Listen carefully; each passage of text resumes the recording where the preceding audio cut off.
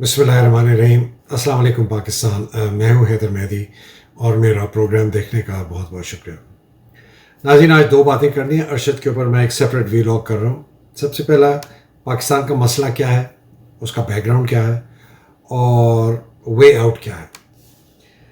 तो मैं जहाँ पर मैंने एक वीलॉग पहले छोड़ा था, ये मैं आपको एक फ्रेमवर्क दिखाया है जिसमें मैंने आपको बताया था कि ये अफवाज पाकिस्तान ने या मिलिट्री कंट्रोल पाकिस्तान के तमाम इदारों पर कैसे मुसल्लत हुए, और ख़ास तौर पर जो दो सबसे बड़े हमारे सोर्सेज ऑफ पावर हैं किसी भी एक मुल्क के, वो है रूल ऑफ लॉ और उसका इलेक्शन का निज़ाम, जिससे अच्छे लोग आते हैं, और रूल ऑफ लॉ जैसे हर बड़े छोटे को यकसा तौर पर देखा जाता है और सज़ा दी जाती है। इस मॉडल को अपने माइंड में रखें।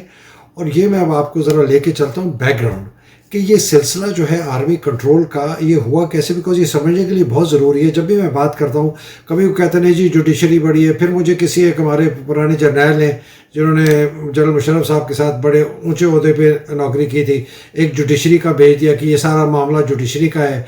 कोई कहता है जी ये बिजनेसमैन बड़े करप्ट थे इसलिए पाकिस्तान तबाह हो गया, कोई कहता है जी पॉलिटिशियन थे।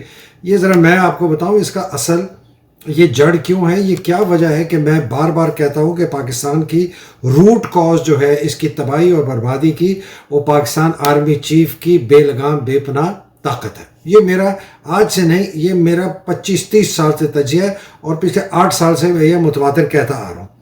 और जब ये आते थे फौजी डिक्टेटर टेक ओवर करते थे, तो ये एक बिल्कुल ही स्पाइनलेस जुडिशरी से अपने रूल को वैलिडेट करवाते थे और उसके बाद ये करप्ट सियासतदानों को अपने साथ मिलाते थे कि इनका जो दौर है इक़्तिदार जो है उसको तूल दें। ये सिंपल एक फार्मूला था। और जब ये करप्ट खुद निकाले जाते थे, इनको लात मार के इनका अपना जर्नैल निकालता था डिक्टेटर को, तो पीछे बाकियात करप्ट पॉलिटिशियंस को थे, वो फिर तबाह करते थे।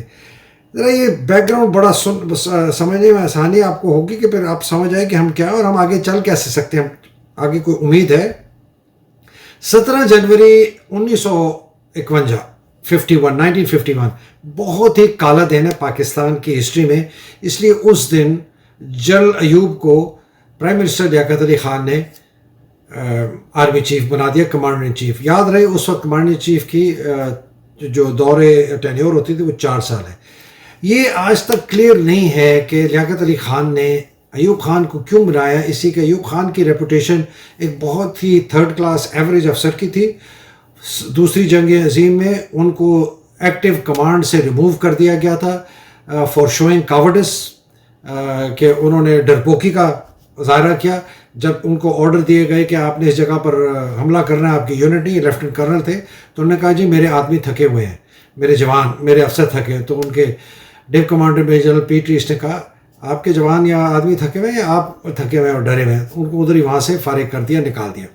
फिर जब ये पार्टीशन हुई, ये ब्रिगेडियर थे, कायद आज़म साहब ने कहा कि ये बहुत ही एम्बिशियस आदमी है और बिल्कुल नाअहल है, इसको मेजर जनरल नहीं बनाना। उनको रिजेक्ट कर दिया। उनको एक छोटी सी पोस्ट दी गई, major general local paid unpaid last night type position थी, और ये ईस्ट पाकिस्तान गए और फिर ये आर्मी कमांडर चीफ बन गए। इसका बहुत ही ये एक मुहिम्मा है हिस्ट्री का कि लियाकत अली ख़ान ने क्यों किया। कुछ लोग कहते हैं कि उनके ऊपर अमेरिका का बहुत प्रेशर था और उसकी वजह से अयूब ख़ान को बनाया गया, और बाद में चल के हमें पता चलता है कि वाकई अयूब ख़ान जो है अमेरिका के एक टट्टू थे। उन्हीं के कहने पे सीटो सेंटो में आए, उन्हीं के कहने पे उनको बेसिस दिए बड़ा बेर में, उन्हीं के कहने पर जो है सारा कुछ अमेरिका ने पाकिस्तान को बहुत बेतहा इमदाद दी, इसलिए कि हम कम्युनिज्म के ख़िलाफ़ थे। बड़ी जो इंटरेस्टिंग बात यह है कि इनको एक्सटेंशन मिली, 51 में बने, 55 में इनको एक्सटेंशन मिली थी। 1954 में ग़ुलाम मोहम्मद जो गवर्नर जनरल थे, उन्होंने डिसमिस कर दी ख्वाजा नाज़मुद्दीन की हुकूमत, जो कि प्राइम मिनिस्टर थे, बड़े अच्छे आदमी थे। और अयूब ख़ान ने उसमें बड़ा एक किरदार अदा किया। ग़ुलाम मोहम्मद को जो गवर्नर जनरल थे उस वक्त, उनको सपोर्ट करने में उन्होंने तमाम कम्युनिकेशन जो हुकूमत पाकिस्तान की थी उस वक्त, ये ख्वाजा नाज़मुद्दीन के जो भी साथ थे, speaker of the national assembly थे, जो केस लेके गए सिंध हाई कोर्ट में, जिसने ग़ुलाम मोहम्मद की डिसमिसल को कलअदम कर दिया और गैर कानूनी करार दे दिया। फिर जस्टिस मुनीर के पास गए और जस्टिस मुनीर ने अपने आप को बेच दिया और पाकिस्तान को भी बेच दिया, और ग़ुलाम मोहम्मद की जो डिसमिसल थी उसको कहा कि ये बिल्कुल ठीक है। अयूब ने सारी कम्युनिकेशन लंदन से रोक दी। غلام محمد کے کہنے پہ جو گورنر جنرل تھے کہ اگر یہاں سے speaker of the national assembly مولوی تمیز الدین خان جن کو کہتے تھے کہ وہ اگر ملکہ برطانیہ سے رابطہ کرنے کی کوشش کر رہے تھے کہ بھئی یہ بڑا ہمارے ساتھ غیر قانونی ہے، اور اس وقت کوئی ایک آئینی شق تھی جس کے تحت ملکہ برطانیہ اگر چاہتی تو اس کو انڈو کر سکتی تھی، تو انہوں نے سارے کمیونیکیشن لنڈن تھے، اس کے ریوارڈ میں ان کو 1955 میں پھر سے ایکسٹینشن دے دی گئی غلام محمد ہے۔ اب میں یہ آپ کو ایک سلائیڈ دکھا رہا ہوں جس کے اندر آپ یہ دیکھیں گے یہ ہمارے 7 آرمی چیفز ہیں جو ایکسٹینشن پہ رہے۔ یہ ایکسٹینشن بہت بڑی مرض ہے، یہ فوج کو بھی تباہ کرتی ہے، ان لوگوں کو بھی تباہ کرتی ہے، اور پاکستانی تباہی کا بہت بڑی جڑ ہے۔ اب یہ آپ اس سلائیڈ کو دیکھیں، یہ ایوب خان سب سے پہلا یوسرپر، سارے گند کی جڑ یہ انسان، اس کے آنے سے بھٹو آیا۔ بھٹو کے متعلق کہتے تھے کہ وہ کاؤنسلر کا بھی الیکشن نہ جیتا اگر اس کا مارشل لا نہ ہوتا، یہ اس کو انکل کہتا تھا بھٹو۔ تو بھٹو کی پرورش جو ہے ایوب خان نے کی، 9 سال حکومت کی، آرمی چیف رہا۔ اس کے بعد موسیٰ آیا، 3rd ریٹ ایوریج آفیسر تھا، 8 سال رہے، 17 سال پاکستان آرمی کے کمانڈر چیف 2 آدمی۔ اب آپ سوچیں 17 سال میں کتنے اچھے افسر جو کہ آرمی چیف بن سکتے تھے وہ نہیں بنے، اس لیے کہ ایوب نے لگایا مارشل لا، اس نے لگانے شروع کر دیے اپنے فیوریٹس۔ موسیٰ 3rd ریٹ آدمی بنایا، اس وقت بھی پروموشن ٹرانسفر ایوب ہی کرتا تھا۔ 17 سال یہ رہے، 17 سال میں 4 ہمارے آرمی چیفز آنے چاہیے تھے، اس لیے 4 سال کا ٹینیور تھا، آئے صرف 2۔ پھر آ گیا جناب یہ یحییٰ خان، 5 سال، 1 سال ایکسٹینشن، مارشل لا لگایا۔ اس نے دیکھے کیا گیا، اس نے بھٹو کو اور مضبوط کر دیا جو کہ اس کی حرکتوں سے، اور بھٹو کی وجہ سے یہ اور آدھا ملک ٹوٹا۔ یہ ملک ٹوٹا ہے بنگلہ دیش جو بنا ہے جی اس پاکستان میں، آپ بتاؤ اس میں 3 سب سے بڑے کردار جو اس کے ذمہ دار ہیں۔ ایوب خود، جس کو اتنا بنگالیوں سے بغض تھا، وہ بنگالیوں کو باقاعدہ نفرت کرتا تھا، وہ ان کو 2nd ریٹ سمجھتا تھا، کمزور سمجھتا تھا، جسمانی طور پر بھی، اخلاقی طور پر، انٹلیکچولی بھی، اور ان کو کہتا تھا یار ان کو باہر نکالو۔ یہ بگوز کا لفظ اس نے استعمال کیا، اس کی وجہ سے اتنی ڈیپریویشن ہوئی اس پاکستان میں۔ اس کے 58 سے لے کر 68 تک 10 سال میں یہ ہوا، یہ آج تھوڑی ہوا کہ بنگالی نے اٹھ کے تیلی لگا دی۔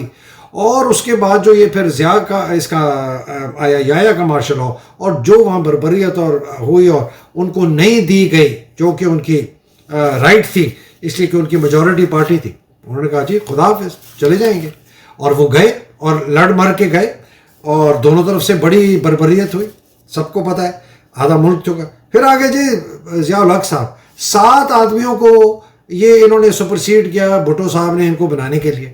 ان صاحب نے ہمیں کیا دیا؟ انہوں نے ہمیں نواز شریف کا پورا خاندان دیا، فضل الرحمان جیسے لوگ دیے ہمیں، انہوں نے یہ ڈرگز کا کلچر دیا، ٹیررزم دیا، کلشنکوف کا کلچر دیا، اور فرقہ واریت کی جو فروغ ہوا ہے نا وہ اس آدمی کے زمانے میں ہوا ہے، اور ISI بہت بڑی طاقت بننی شروع ہو گئی، بہت پیسہ آ گیا۔ اس کے بعد جناب جو مارشل لا والے اگلے ہمارے حضرت تھے 9 سال، جنرل مشرف۔ میں جنرل مشرف کو ذاتی طور پر جانتا ہوں، میری ذاتی طور پر ان سے دوستی ہے اور ان سے پیار اور محبت ہے، لیکن فوجی جرنیل اور ڈکٹیٹر ہونے سے کے ناطے میں ان کو بہت برا آدمی سمجھتا ہوں اس سینس میں۔ 9 سال رہے موصوف، کتنے 3 ہمارے آنے چاہیے تھے آرمی چیفز ان کے دوران۔ ضیاء الحق رہا 12 سال، 4 آرمی چیف آنے چاہیے تھے اگر نارمل ہوتا 3 سال کے۔ ان صاحب یہ 9 سال رہے، 3 آنے چاہیے تھے۔ کیا دیا انہوں نے ہمیں؟ Zardari, Bilawal, NRO، terrorism, war on terror, اور ISI کو اور مضبوط۔ یہ ISI بڑھتا گیا، طاقتور ہوتا گیا۔ یہ میں آپ کو بار بار بنا رہا ہوں کہ آپ کو میں کسی نتیجے پہ آپ کو لے کے چلوں گا۔ پھر آئے جناب ہمارے موصوف جو 6 سال والے، یہ میں صرف ان لوگوں کی بات کر رہا ہوں جنہوں نے ایکسٹینشنز لی ہیں، یا اپنے دور سے زیادہ عرصے رہے، یا خود دی یا کسی سویلین پولیٹیشین نے ان کو دی۔ زرداری، اس کو کیانی آ گیا جی، کیانی کو کس نے ایکسٹینشن دی؟ یوسف زرا گیلانی مثلاً کے زرداری۔ تو انہوں نے زرداری کو بہت مضبوط کیا، انہوں نے زرداری کی کرپشن کو ہونے دیا، اور انہوں نے بلاول جیسے لوگوں کو یہ پھلے اور پھولے، بیکاز زرداری طاقتور تھا۔ اور اس نے ISI کو بہت طاقتور اور بنا دیا. اور یہ فوج کی جو یہ ریئل اسٹیٹ مافیا بننا شروع ہو گیا تھا, یہ بائی دا وے بننا شروع ہو گیا تھا مشرف کے زمانے میں. ان کے زمانے میں یہ اور طاقت پکڑا اس نے. پھر آگے جی موصوف ہمارے جو ابھی گئے ہیں, یہ تو میری نظر میں ان کوالیفائڈ غدار تھے. انہوں نے جو سب سے بڑی غداری کی کہ ملک کو بیچا امریکہ کے ہاتھ اور زرداری اور شریفوں کو واپس لے آیا. اور اس کے زمانے میں جتنی بربریت اور فیسزم اور ٹارچر اور قتل و غارت اور اسیسینیشن اور اٹیمپٹڈ اسیسینیشن ہوئی ہیں وہ پہلے ہم نے کبھی نہیں دیکھا تھا. اور ISI کا پورا شکنجا, پورا ویب, پورا اس کا جو آکٹوپس نما جو ہولڈ تھا نا پاکستان پر, وہ قابو ہو گیا. اس نے ہر پاکستان کے ہر ادارے کو, سویلین اور فوجی, سب کو تباہ کر دیا. اب اگلے موصوف ہے ہمارے, ہمیں نہیں پتہ ہے کیا. اب آپ یہ دیکھیں, یہ ہیں جناب ہمارے جو 7 چیفز رہے ہیں 55 سال اور ایوریج 8 سال, 3 سال ہونی چاہیے تھی. اس کا نتیجہ کیا ہوا؟ اس کا نتیجہ یہ ہوا کہ فوج جو ہے ان پروفیشنل ہوتی گئی بتدریج, اور یہ ایک ریئل اسٹیٹ, ایک بزنس مافیا بن گئی جس کا فائدہ صرف اس کے اوپر کے ایلیٹ سینئر جو جرنیل ہیں وہ اٹھاتے تھے, جونیئر افسر نہیں اٹھاتے تھے. اور JCOs اور NCOs اور سپاہیوں کے تو چھوڑ ہی دیں, مطلب کہ کیا نہیں تھوڑا سا کر گیا, ان کی جو ہے اکوموڈیشن بہتر کر گیا, لیکن یہ سارا جو ایلیٹ کیپچر تھا پاکستان کا فوج کا جو قبضہ کیا ہوا ہے, اس کا سارا فائدہ اٹھایا ہے جرنیلوں نے. اور اس کی وجہ سے ان کے اپنے اندر کے سسٹم بھی تباہ ہو گئے. تباہ کیا ہوا ہے کہ آرمی چیف جو ہیں وہ جناب ایسے لوگوں کو لے کے آتے تھے جو ان کے لیے لائل ہوں گے. دیکھیں جی, دوسرے آرمی چیف کو جو ایکسٹینشن دی تھی نا باجوے کو, وہ عمران صاحب نے دی تھی. یہ ذمہ داری عمران صاحب کی جو ہے نا تا حیات ان کے ساتھ چپکی رہے گی, اور یہ ذمہ داری انہی کی اور انہی کی, اور ان کو ہی جواب دینا ہوگا کہ اتنی بڑی یہ احمق حرکت کیوں نہیں کر. یہ کہتے ہوتے ہیں کہ میں نے غلطی کی, لیکن یہ ایسی غلطی ہے جس کا صرف یہ نہیں کہہ سکتے میں نے غلطی کی. اینی جی چلتے ہیں جی, ہوں گے ان کے پاس کوئی اپنے وجوہات کہ جی میں نے بڑا سپورٹ تھا یہ وہ, لیکن اگر سب لوگ ان کو کہہ رہے تھے مت دو اور انہوں نے کہا دے, تو کیوں نہیں سنی انہیں. تو یہ ان کی ایک, میں ان کے لیے ہے کہ وہ جہاں ان کو مثبت رائے ملتی ہے اس مثبت رائے کو سن. تو اس لیے میں کہتا ہوں کہ روٹ کاز پاکستان کی تباہی اور بربادی آرمی چیف کی بے پناہ بے لگام طاقت ہے, جس کی وجہ سے وہ میں پھر ریپیٹ کر دوں, جس کی وجہ سے وہ مارشل لا لگاتا ہے, جس کی وجہ سے وہ جوڈیشری سے اپنے مارشل لا کو ویلیڈیٹ کراتا ہے, جس کی وجہ سے وہ کرپٹ پولیٹیشنز کو لے کے آتا ہے, جس کی وجہ سے اس کو جب جوتے مار کے نکالنا جاتا ہے یا اس کا جہاز پھٹتا ہے, اس کے اپنے جرنیل اس کو نکالتے ہیں, وہ پیچھے چھوڑ کے جاتا ہے کرپٹ پولیٹیشن جو یہ تباہی اور بربادی جو ہے اس کو جاری رکھتے ہیں. فوج کا اپنا جو انٹرنل سسٹم ہے نا جی, سب سے پہلے وہ سب سے زیادہ اس کے اوپر اثر ہوا. فوج کی پروفیشنلزم ختم ہوئی, فوج کے اندر میرٹ پروموشنز کا جو ایک بہت بڑا ان کا ایک ویلیو تھا وہ ختم ہوا. سینئر لیڈرشپ پوزیشن پہ 2 اسٹار 3 اسٹار پہ بہت ہی گھٹیا قسم کے لوگ آ گئے جو جھوٹے تھے, مکار تھے, فریب تھے, فراڈ تھے, مورل کریج نہیں تھی, فائنینشیل انٹیگریٹی نہیں تھی, کرپٹ آدمی تھے. اس کے اندر کچھ جن کو میں کہتا ہوں مورل کوائٹسٹس بھی تھے, مطلب کرپٹ نہیں تھے اور امورل بھی نہیں تھے, اور فائنینشلی انٹیگریٹی بھی بڑی اچھی تھی, لیکن بزدل, اسپائن لیس, کچھ نہیں بولے کہ اگر بولیں گے تو پروموشن نہیں ہوگی. وہ بھی اوپر جنرل تک پہنچ گئے, اور آرمی کی جو سینئر باجوہ لیول تک 3 اسٹار تک کرپشن بہت میجر طریقے سے آ گئی ہے, اور آرمی جو ہے ریئل اسٹیٹ اور بزنس مافیا بن گیا, فوج نہیں رہی ہے. یہ فوج اوپر کے جرنیل بن گئے, مافیا کے ڈان لڑواتے ہیں نیچے سے. آج کل میں ISPR دیکھتا ہوں کہ وہ شہید کی داستانیں کی ایک وہ ویڈیو چلا رہے ہیں, پلیز نہیں کریں, یا بہت بڑا ہمارے منہ پہ تھپڑ مارتے ہیں. اس لیے نہیں کہ آپ ان شہیدوں کی کرتے ہیں, اس لیے کہ آپ اس قسم کی سیاست کر رہے ہیں جو پیپلز پارٹی بھٹو کی ہینگنگ کی اور اس کے مرنے کی اور ہینگنگ کی کے اوپر شہادت اس کے سیاست کرتے ہیں. اس طرح مت کریں. آپ کو جو کرنا ہے وہ میں بتا چکا ہوں. سولین سٹرکچر پہ ملک پر کیا اثر ہو؟ ملک پر کیا ہوا کہ ہمارا تمام جوڈیشری، ہمارا الیکٹرل کا پروسیس، ہماری بیوروکریسی، ہماری پولیس تباہ ہو گئی. رول آف لا تباہ ہو گیا. کیسے کیا؟ فوجی اپنا مضبوط کنٹرول کرنے کے لیے ایسے بندے کو لگاتے تھے جو ان کی بات مانے. کئی وہ ویک ہوتے تھے، کئی وہ کمپرومائزڈ ہوتے تھے، کئی وہ بلیک میل کرتے تھے، انیفیشینٹ ہوتے، کمپیٹنٹ بھی ہوتے ہوں گے کئی، لیکن ان کی بات مانتے تھے. آدھا تیتر آدھا بٹیر. پھر کیا ہوا کہ جتنی بھی تمام اپر لوور جوڈیشری ہو گئے، باقی جتنے تمام فوجی ادارے ہیں جس کے اندر فیڈرل اور پروونشل اور پولیس اور سارے یہ ای سی پی، نیب، ایف آئی اے، نادرا، کیمرا، جو بھی جتنے ادارے ہیں، یہ سب جو ہے نا فوج نے ان پر قبضہ کر لیا. یہ میں آپ کو بڑا یہ خطرناک کہ میں آپ کو اس لیے بتا رہا ہوں کہ جب یہ چھوڑ کے جاتے تھے، ادارے آلریڈی کمروز ہو چکے ہوتے تھے، تو جو اسکرب پولیٹیشین آتے تھے، شریف اور زرداری جیسے لوگ، وہ تو ان کمزور اداروں کو مزید کمزور کرتے تھے اور کرتے ہیں اور ابھی بھی کر رہے ہیں کہ ان سے ہم اپنا لوٹ مار کریں. اور آئی ایس آئی جو بہت پاورفل ہو چکی تھی، یہ چائنیز کمیونسٹ پارٹی اور Russian U S S R کی جو کمیونسٹ پارٹی ہے اور شاہ آف ایران کا سواق، وہ اس طرح کرتے تھے کہ پورا جال، جس طرح میں نے پچھلے ویلاگ میں بتایا، پورا جال پھیلا دیا تھا ہر حکومتی ادارے اور ہر سوسائٹی کے سیکٹر میں کہ ہمیں پتہ چلے کہ کیا ہو رہا ہے اور ہم ان کو اس پر قابو کرتے رہیں. تو جناب اس کی وجہ سے کیا ہوا؟ یہ جب کنٹرول کر لیا سب کو، فوجیوں نے کر لیا، ڈکٹیٹر وہ گئے، سویلین آئے، انہوں نے اپنے طریقے سے جتنے چیزوں کو وہ قابو کر سکتے تھے وہ کیا. آئی ایس آئی نے اپنا جال پھیلایا ہوا ہے. تو کیا ہوا؟ آپ کا رول آف لا ختم، آپ کا صاف اور شفاف الیکشن ختم، آپ کے تمام پبلک اور پرائیویٹ سیکٹر میں تباہی، ملک میں غربت، ملک کے اندر بے پناہ ادھار، ملک کا ایجوکیشن کا نظام ختم، ملک کا ہیلتھ کیئر کا نظام ختم، ملک کا انفراسٹرکچر ختم، ملک میں صاف پانی نہیں مل رہا، لوگوں کو بجلی نہیں مل رہی، لوگوں کو گیس نہیں مل رہی، لوگوں کو نوکریاں نہیں مل رہی، کاروبار نہیں ہو رہے، آپ کی معیشت تباہ ہو گئی.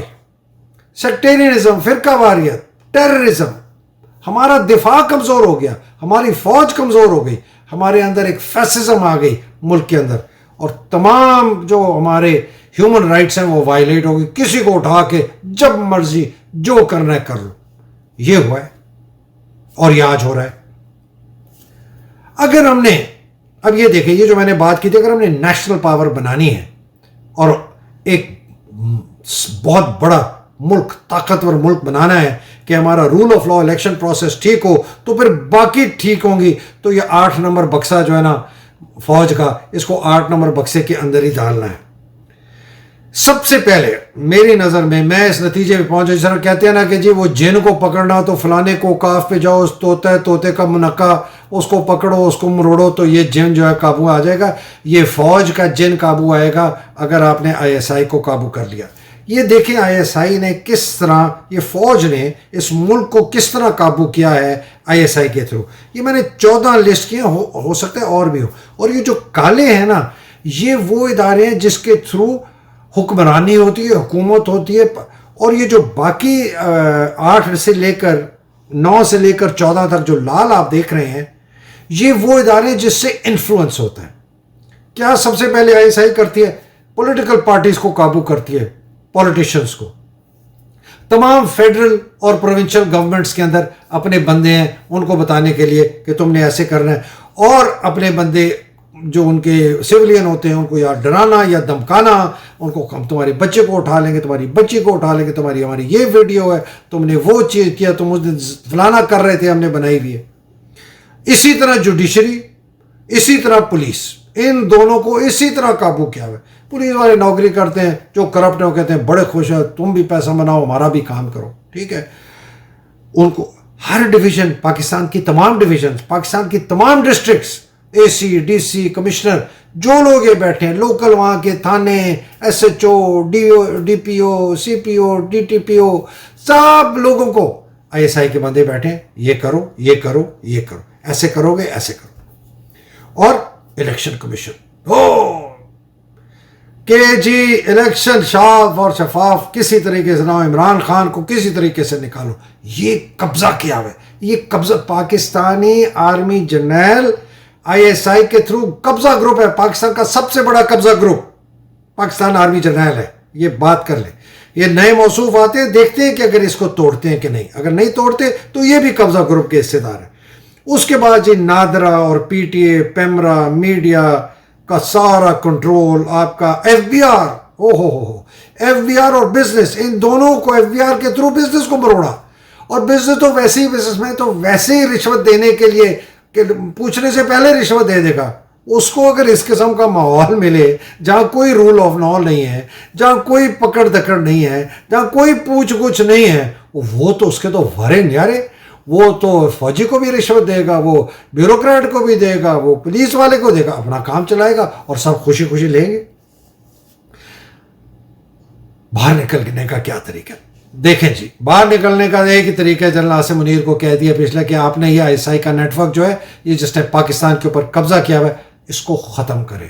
فوج کے ریفارم کی بات بعد میں پہلے اس کو ختم کریں. دوسرا آپ please fair and free elections کا فوراً یہ ساری جو چلاکیاں کہ ابھی کر دیں گے تو اکانومی فلانا ہے یہ 2 منسٹریاں 2 پروونسز ہوں گی تو نہیں فیڈرل ہوگی تو نہیں اسمبلی میں جائیں گے ریزگنیشن ان کی ایکسیپٹ ہوگی کہ نہیں.